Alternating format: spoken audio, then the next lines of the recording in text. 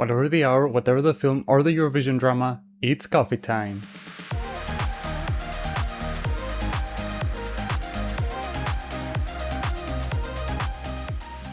This is Emmanuel calling from Coffee Break, where we take a break and discuss about films, Eurovision and much more.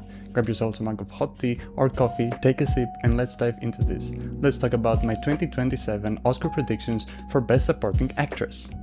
So much like my Best Actor and Best Actress prediction videos, I'm going to talk about a few people that I think have a shot at getting in Best Supporting Actress, kicking things off with Penelope Cruz in The Black Ball. So The Black Ball is shaping up to be a major awards juggernaut. It premiered at the Cannes Film Festival, it shared the Best Director award, and it's distributed by Netflix. And Penelope Cruz is reported to have a brief but extremely memorable, dynamite few scenes in the movie. And it's a Beatty wow performance, and I will have to see the movie for myself to be able to read more into it, but right now I have her as a definite lock, and if the movie say gets in at picture and director and adapted screenplay and wins Best Picture, for instance, which currently is a top 3 contender, I think that Penelope Cruz could also be competitive to win her second Oscar. She of course won for Vicky Cristina Barcelona in the same category, Best Supporting Actress. And I would love for Penelope Cruz to be back at the awards conversation, and right now I think that the performance that she will get in for is for The Black Ball. Next up I have Anne Hathaway for The Odyssey.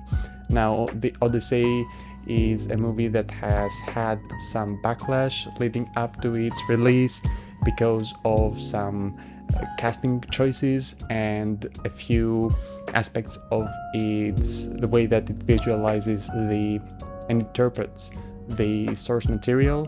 But from the trailers it seems like Anne Hathaway is going to give a big, emotional, powerful, dramatic performance, and she could easily get in Best Supporting Actress for lack of a better alternative, because I don't have that much faith in the awards prospects of The Odyssey. I currently have Matt Damon in Best Actor and Anne Hathaway in Supporting Actress. Could we see some other names pop up? Perhaps. But the biggest, most Beatty performance that will be part of the awards conversation is Anne Hathaway, so I have her in. And then we have an actress who I didn't mention in my previous prediction video where I talked about my Best Actress predictions, because I think that she is going to be campaigned in Supporting Actress, and I'm of course talking about Indy Navarrete in Obsession. So I did watch Obsession and she is bonkers brilliant in the movie. She's definitely Oscar nomination worthy, and I think that there's going to be a huge campaign for her. It would be such a cool nomination as well, because in recent years, the Academy seems to have been more embracive of horror movies with The Substance and Sinners and Weapons, winning acting prizes and other prizes and being nominated in major above-the-line categories like director and picture and a bunch of acting categories. And Obsession, I don't quite think has that big of a chance at getting in at picture. I mean, it could pull off a really cool surprise Best Picture nomination, but I think that original screenplay is almost a lock at this point of the year, and Indy Navarrete is definitely going to show up in either actress or supporting actress. I'm less confident about predicting her in actress because her role is category fraud worthy, and I know that it sucks the fact that we have to talk about category fraud so often, and you know, Kieran Culkin winning for a lead performance and what have you. But Indy Navarrete she could be supporting, so that's why I'm currently predicting her in Supporting Actress. If she switches to Best Actress, I might have to reevaluate my predictions, but right now, if she's campaigning in Supporting Actress, I think that she has a very good chance of getting in, and I would be so happy for her. Next up, we have Sophie Okonedo for Mouse, which is a film that premiered at the Berlin Film Festival and received rave reviews, and I've heard that her performance, if the movie gets in at picture, it's so good that it could win. It's that good of a performance, as it seems from early reactions. And she is an Oscar-nominated actress. She was nominated way back for Hotel Rwanda in Best Supporting Actress. And if Mouse gets in picture and original screenplay, which I am currently not predicting, I think that she could actually be competitive if the performance is as good as the early reactions have suggested. But even if the movie doesn't get in picture and director and screenplay and actress, I think that Sophie Okonedo does have a very good chance based on the quality of her performance. Again, basing my assumptions to those early reactions.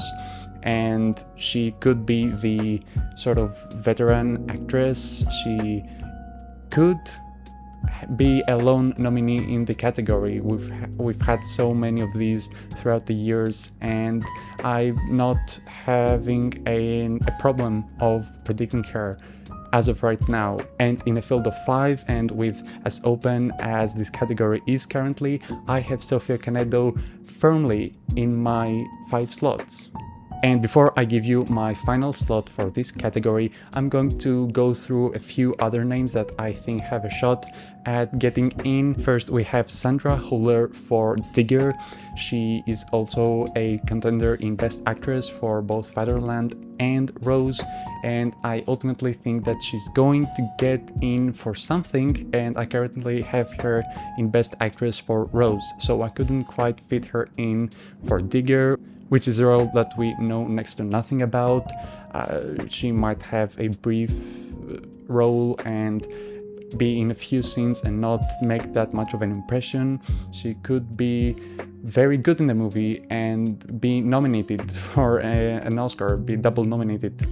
But I just don't know enough about the movie and her role in it, so I will have to either watch the movie or have some more information about what her performance is going to be like. Anna Calder-Marshall is in Queen at Sea, which premiered again at the Berlin Film Festival and has a major Best Actress Oscar prospect for Juliette Binoche, who I currently am predicting to get in Best Actress. So could she coattail Juliette Binoche? If the movie is very critically acclaimed and if there is enough visibility, I think that she could have a shot. I just don't have her in right now.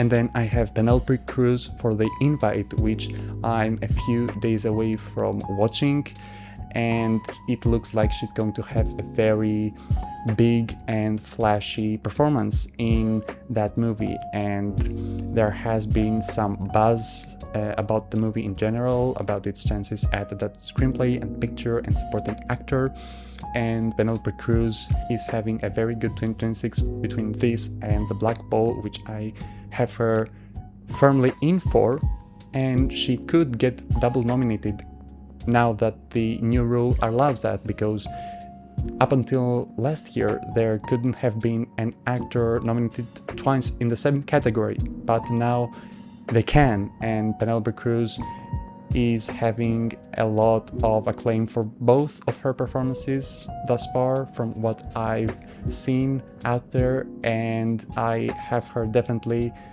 on my radar. And then Mariana Di Girolamo is going to be in Martin McDonagh's upcoming film Wild Horse 9, and I currently think that Wild Horse 9 is a movie that we should wait to see and then judge whether it's going to be a major awards juggernaut, because we're currently all predicting it for 4 or 5 acting categories and a bunch of other categories when it could get 0. I mean, we have seen this time and time again, movies that have lots of awards buzz and then go nowhere, and there is a supporting actress prospect in the same movie, and it's from an older actress and it's Parker Posey. And when we have a younger, more fresh performer next to a more seasoned, older performer, especially someone like Parker Posey, who has never had a chance to be nominated at the Oscars.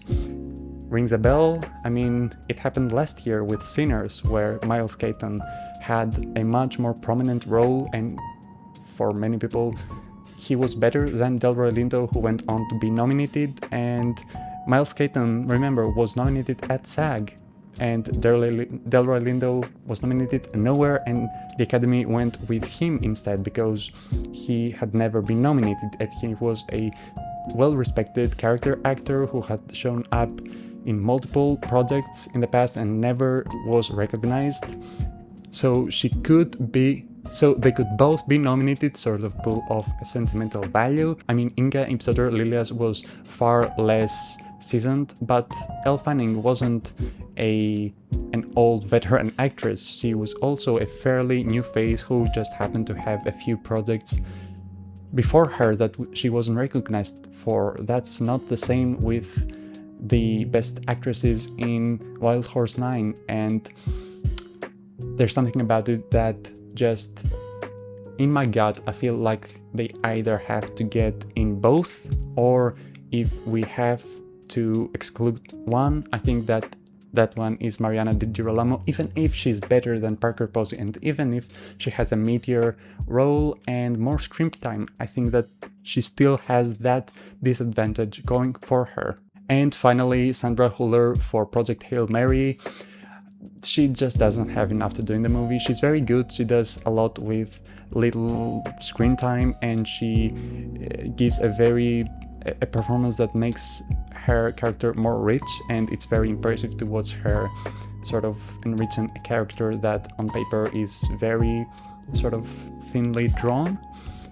And she could get recognized if the movie, say, gets in a picture and adapted screenplay and best actor for Ryan Gosling, and we don't know what to do with this category, then she could come along for the ride, especially if her performance in Tigger isn't awards worthy. So I do have her floating around, but I just can't fit her in right now. So who do I think is going to get in at the Oscars in Best Supporting Actress as of July? So my final slot, and I spoiled it a little bit, is going to Parker Posey for Wild Horse 9. She's going to have a very flashy, even if brief, performance in a supporting role in Martin McDonagh's upcoming film, and with John Malkovich being a Best Actor contender, I think that she could be the veteran actress who we have an opportunity to award, sort of like Delroy Lindo, and she can get in over Mariana Di Girolamo, even if Mariana Di Girolamo shows up in Critics' Choice and SAG and Golden Globes and what have you. So my 2027 Oscar prediction for Best Supporting Actress as of July is Penelope Cruz, The Black Ball, Anne Hathaway, The Odyssey, Inti Navarrete, Obsession, Sophie Okonedo, Mouse, and Parker Posey, Wild Horse 9. And that is a wrap. Thanks so much for watching, I do appreciate it. Also, make sure to follow me on multiple social media platforms, including Letterboxd for more film-related content, and X and Pinterest. The links are in the description. Can't wait for more coffee breaks. And until next time, pour yourself a fresh one.